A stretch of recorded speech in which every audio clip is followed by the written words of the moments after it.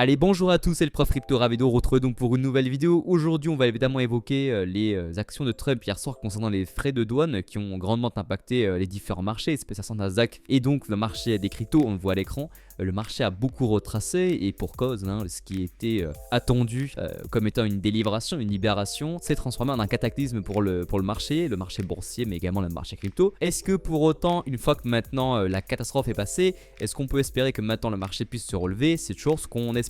C'est ce qu'on joue nous maintenant depuis quelques jours. C'est le fait que l'événement d'hier soit un petit peu le buy the rumor and sell the news à l'inverse pour pouvoir espérer un rebond technique sur les différents marchés et donc réentraîner par la suite en ce qui nous concerne sur les cryptos un nouveau bull run. Donc voilà un petit peu pour le sommaire. On ira aussi faire un point sur le Tao et sur le Kaspa qui sont sur les zones ultra intéressantes sur du long terme si bien sûr on se laisse le temps d'avoir de nouveau des performances haussières. Avant ça, pensez bien sûr à vous abonner à la chaîne du Prof Crypto, à lâcher un gros pouce bleu en bas de la vidéo si le contenu vous plaît et nous on peut attaquer la vidéo. Une revue de marché pour commencer, on le voit donc du rouge de partout, je l'ai évoqué, du moins 11 pour le Bera, du moins 15 pour le Hype, du moins 13 pour le ENA, il y a juste le DEX qui est seulement en haut de plus 3.8, le IP plus 1.6 et le Monero plus 0.5, c'est du rouge de partout, vraiment, encore une fois on subit ce qui se passe du côté américain. En weekly, en semaine c'est pareil, seulement le Whale plus 35% et le EOS plus 38% et en vert un petit peu ici on voit l'or tokenisé qui est en hausse de plus 3.4 sur la semaine, mais sinon voilà, c'est du rouge de partout et en monthly c'est encore plus cata, il y a quelques perfs qui se dégagent mais ça reste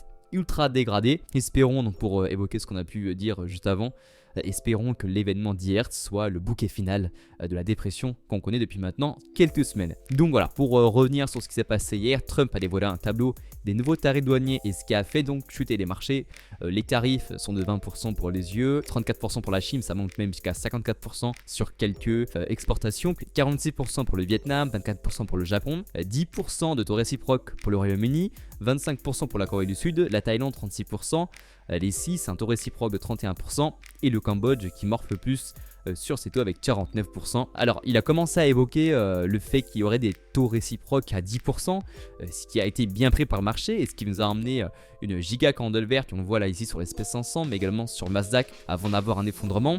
Et si on prend également BTC, on est monté jusqu'au 88 000 $. On a tenté de venir retester la borne basse du range avant donc de se faire bâcher puisqu'ensuite Trump a dévoilé les bons chiffres, ceux qui seront appliqués dès demain du côté américain et des chiffres qui étaient bien au-delà de ce qu'espérait le marché. Alors maintenant que le marché a peur de tout ça, on se dit qu'il n'y a pas grand chose qui peut encore se passer de pire parce que maintenant que Trump a acté ça, on pense qu'on va rentrer dans des phases de négociation et les nouvelles qui pourraient survenir dans les prochaines semaines, prochains mois, a fortiori, devraient être soit des nouvelles de négociation, soit de baisse au niveau des taux, voire même le fait d'annuler complètement les taux, ce qui, vous devez le savoir, sera apprécié grandement par le marché. Donc effectivement voilà, gros retracement encore aujourd'hui, mais on estime que le bottom après ça a soit été posé il y a maintenant une dizaine de jours sur le Bitcoin lorsqu'on a léché juste ici, ou alors dans les prochains jours, mais c'est qu'une question de temps avant d'avoir une reprise haussière.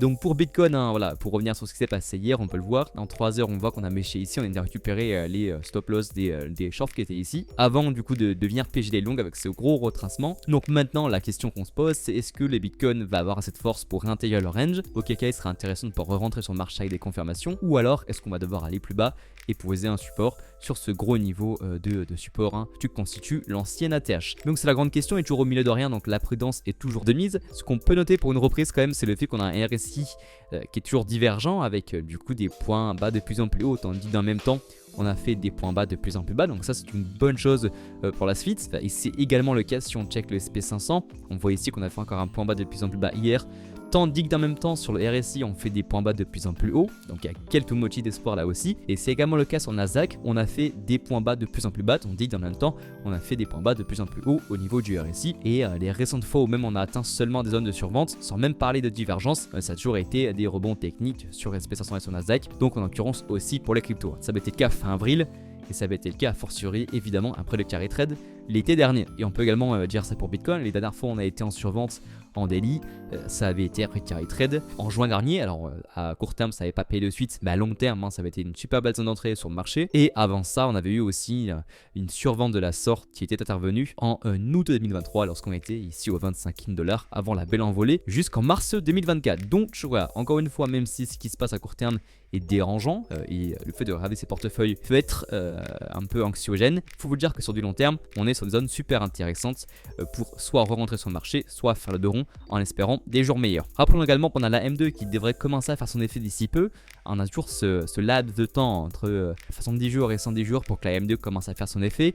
On est rentré dans ce momentum là de temps. Donc maintenant c'est qu'une question de jours, de semaines pour que la M2 fasse son effet et qu'elle entraîne avec elle la hausse des marchés financiers. Et on va faire un tour sur le Tao et le Kaspa qui sont d'après nous sur des très belles zones d'achat sur du long terme. Donc le Tao qui est de retour dans la zone de rechargement Fibonacci. Donc pour ça on va tracer l'extension haussière du Pamba ici jusqu'au point haut. On peut voir qu'on est dans la zone de rechargement donc long terme entre les 0,618 et les 0,786, donc une zone qui correspond à la tranche de prix entre les 317 $ et les 191. Donc tout dessin qui est fait là-dedans, si on se laisse ce temps, sera d'après nous assez payant pour la suite, même si c'est vrai qu'encore une fois ça peut être assez contraignant à court terme. On peut encore se manger quelques retracements et même un petit peu sortir de la zone comme ça avait été le cas durant l'été, mais sur du long terme encore une fois, c'est d'après nous assez judicieux. Et ce qu'il faut vous dire aussi sur Tao, c'est qu'ici vous voyez on a pas mal d'equal high, on a beaucoup de points hauts qui sont assez similaires, et donc sur ces niveaux là il y a pas mal de liquidités de short. Il y a quand même des personnes qui shortent le Tao avec un SF qui est juste ici, donc à terme ce qui risque de se passer c'est que le cours aille récupérer à minima ce niveau, tout comme la zone des 4000 $ sur Ether. Donc voilà, rien que si on investit ici sur Tao et qu'on va viser l'ATH, seulement l'ATH ça fait presque plus de x3. Donc c'est quand même super intéressant. Et si on check le Kaspa, il est aussi de retour par la même zone de rechargement. Donc pour ça pareil, on trace l'extension haussière du Pamba ici jusqu'au point haut. On va pouvoir déceler qu'on est de retour dans cette fameuse zone. Donc là aussi un investissement long terme sur Kaspa est de nouveau super intéressant sur ce niveau. Donc ça correspond à la tranche de prix entre les 0,08 $ et les 0,045. Donc encore une fois là on voit que sur Kaspa on peut encore se manger au plus tout en restant dans la zone de rechargement, on peut encore se manger à moins 30%. Donc c'est pour ça qu'on vous dit que là si on investit actuellement sur le marché, et c'est le cas sur tous les altcoins et sur Deken et sur Ethereum, c'est pour du long terme. Ok, on peut encore se manger des belles déconvenues, donc faut être patient comme d'habitude. Malgré tout on est sur un RSI qui est extrêmement faible et qui a logiquement chuté après une surchauffe assez évidente dès mars 2023, donc très tôt dans le cycle. On est en train du coup d'épurer tout ça. Ce qui serait optimal serait évidemment de revenir en zone de survente en weekly, ce serait une superbe zone d'achat sur du long terme, mais je pense qu'on peut de nouveau actuellement faire un petit dessin des familles au cours du temps pour jouer le Kaspa tout le long qu'il reste dans cette zone de rechargement. Donc voilà pour la vidéo du jour, on espère que le contenu vous aura plu. Si c'est le cas, pensez à vous abonner, à lâcher un gros pouce bleu et nous on se dit à demain pour une nouvelle vidéo. Au revoir.